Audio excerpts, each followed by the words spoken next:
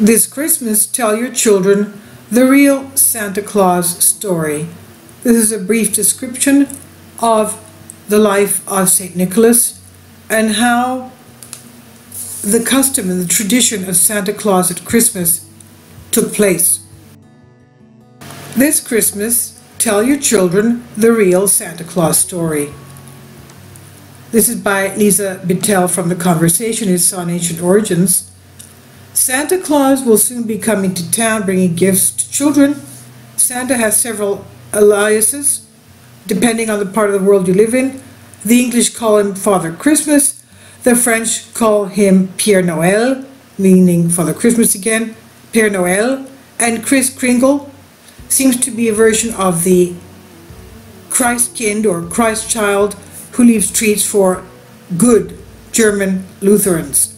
In the Netherlands, he arrives in town on a steamboat or a horse from Spain.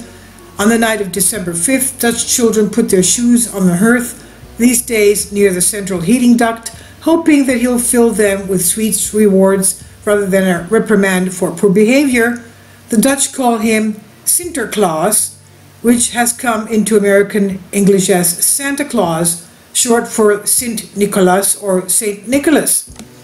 Saint Nicholas and Santa Claus are historically the same man, but unlike the jolly figure who purportedly flies on a sleigh from the North Pole, the saint came originally from the balmy Mediterranean coast. Now, who was St. Nicholas really? As a historian of religions who has written books about ancient saints, I caution against reading accounts of saints' lives as factual history. However, the earliest stories of St. Nicholas seems to correlate with histories and church documents of the period. This is him here, a very old icon of St. Nicholas. According to these nearly medieval texts, Nicholas was born around 260 AD into a Christian family.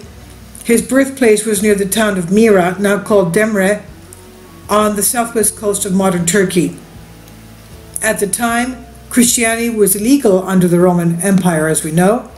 He studied to be a priest and spent the time in prison for his beliefs. However, after Emperor Constantine legalized Christianity, Nicholas was elected Bishop of Mira.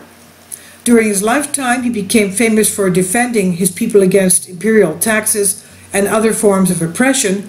According to the earliest documents about Nicholas, from the 5th century, he prevented 3 loyal generals from unjust execution for treason.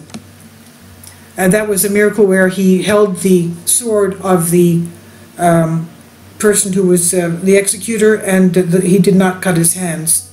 That was one of the miracles. Also, a 9th century Greek legend claims he revived 3 scholars who had been murdered and stashed in a pickled tub. He also saved 3 girls whose poverty-stricken father wanted to sell them into prostitution. He paid for their dowry so they could be well married. After his death, people believe that Nicholas continued to work miracles. His burial place below the floor of the church became a popular destination for pilgrims who begged Nicholas to relay their petitions to God. I personally have had a very, very big miracle from St. Nicholas at the beginning of my conversion. He helped me convert.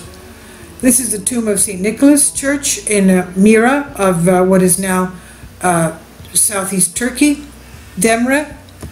Proof that Nicholas was listening, they believed, was in the manna or holy oil or water that dripped from the tomb. We see that in the tomb of St. Luke, which is here in Thebes. The top part, St. Luke's, St. Luke's tomb also looks very much like this. It is white marble with engraved tiles on top, and the tiles are worn off by the myrrh that used to stream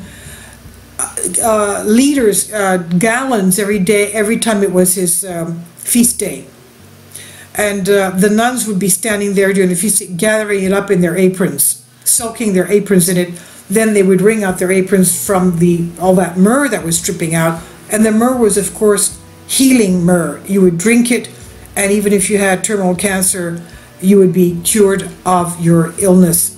that caused thousands and thousands of immediate conversions for faith to Christ.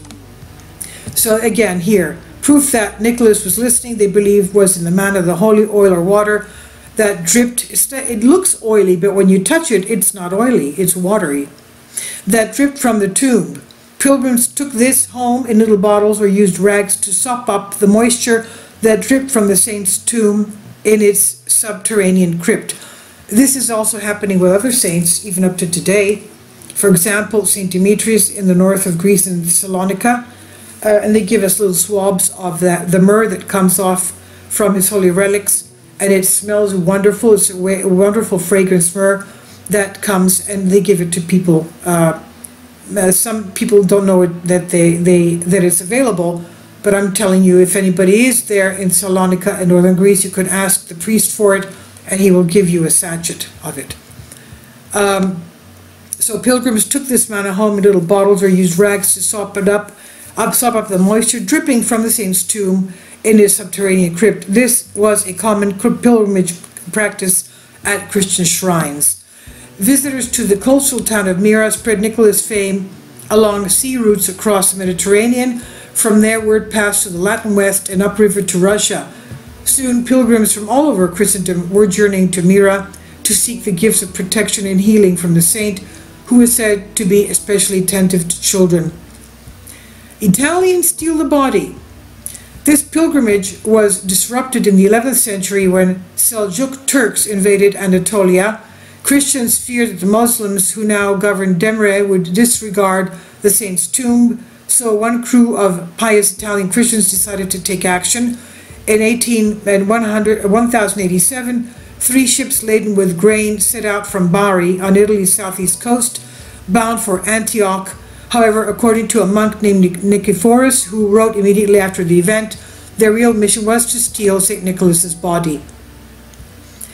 In Antioch, they heard a rumor that the Venetians too were planning a similar heist. The Barian sailors, the sailors of Bari, hastily sold off their grain and headed for Myra in search of St. Nicholas' church. Priestly custodians there became suspicious when the sailors asked to see the saint's body. The Barians claimed that the Pope had a vision directing him to fetch Nicholas to Italy. When the priests refused, they offered gold for the relics, but the offer, quote, was tossed aside like dung, end quote. Done with arguing, the Barians caught and bound the priests. Suddenly, a phial of manna fell to the pavement and broke. It seemed that St. Nicholas spoke to them, quote, "It is my will that I leave here with you," end quote. And they also took St. Luke, the evangelist's relics were taken to Italy, and also St. Luke, Osius Lucas of the area around Thebes, and they returned him just recently. And they also had relics of St. John Chrysostom. Okay, the thing is, it's good that they went to the West, because otherwise we would have lost them. We would have lost the holy relics of the saints. We would have lost the holy myrrh that comes out of them even today. Now, the Varians broke through the marble floor with picks and hammers. A delicious aroma, beautiful fragrance filled the church as they opened the tomb. They found the bones swimming in a small sea of manna, that is the fragranced myrrh. They carefully wrapped the relics in a silk case brought for the purpose. Nicephorus describes how they fled to their ship, pursued by outraged priests and a howling crowd of citizens, demanded they give back the father who was, by his protection, kept us, they say, safe from visible foes. Yet the crew made it back to the harbor at Bari, where the townsfolk and clergy procession came singing joyous hymns to greet the saint. St. Nicholas gets a reputation. A new church was built for Nicholas in the court of the governor of Bari. A few years later, Pope Urban II, and this is, of course, the Nicholas tomb in Bari in Italy. This is it here, right here, with an icon on top. This is a fresco. A few years later, Pope Urban II, the one who had preached the First Crusade, formally enshrined the relics of St. Nicholas. The Barians believed that manna continued to ooze from Nicholas's coffin, and going by the claim on the Basilica's website, the belief persists to this day. Within a decade of the saint's arrival in 1087, the Basilica di San Nicola was one of Europe's most popular pilgrimage destinations. May 9 is still celebrated as the day that Nicholas moved shrines or was translated to Bari. For at least 5 centuries, the region, which includes Bari and its saint, St. Nicholas, was caught in constant wars for possession of southern Italy. In the year 1500, Bari fell to the hands of King Ferdinand of Aragon, whose marriage to Queen Isabella of Spain created a global naval power. Because St. Nicholas was a patron saint of sailors, Spanish sailors and explorers carried stories of the saint wherever they went, to Mexico, the Caribbean, Florida, and other parts around the world. Even the Dutch, who rebelled against Catholic Spain and formed a Calvinist republic in the year 1581, somehow maintained their devotion to Sinterklaas, Santa Claus, St. Nicholas that is. In other parts of Europe, St. Nicholas lost his feast day, but his concern for children helped link him to the gift-giving tradition of another December feast day, that is, of course, Christmas. How true is the story? The story: in the 1950s, Italian scientists examined the bones enshrined in the Basilica di San Nicola, seeking evidence authentically. They found the skull an incomplete skeleton of a man, dating to around the 4th century. More recent technology has allowed experts to use the bones to reconstruct Nicholas's face. He looks like an old Greek man with a broad, worn face. He lacks the rosy cheeks and Anglo-German features of modern Christmas decorations, but like the Santa Claus of greeting cards, he was probably bald. Turkish archaeologists now claim that the Italians stole the wrong body and that Nicholas' remains never left Demre. They have discovered another sarcophagus dated to the 4th century in the same church, which they claim contains the saint. Meanwhile, historians have suggested that the story of Nicholas's translation is a fiction purposely created to advertise a new pilgrimage center in the 11th century. Although relic theft was common in the Middle Ages, grave robbers often made mistakes or lied about the authenticity and source of their bones. Nothing in the shrine at Bari proves that the bones inside belonged to the 4th century Bishop Nicholas. Still, this holiday season, when you tell your children about Santa Claus, why not include the tale of Santa's well-traveled bones? Don't forget the manna, which is believed to still flow in Bari.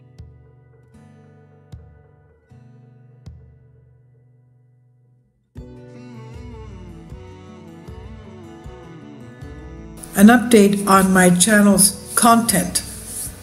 The content of videos that will be placed on my Patreon account will be more diverse, more specific, having to do with subjects that are deeply sourced and researched, such as, for example, what others may be saying concerning the recent California fires and other important facts that we should know. Now, this will not be put on the YouTube channel, but it will be on videos in my Patreon account. For those who are interested, please sign up there. Thank you. Kindly support my Patreon account, since that's the only way I can continue what you like seeing on this channel. Thank you. You'll find it in the description box below.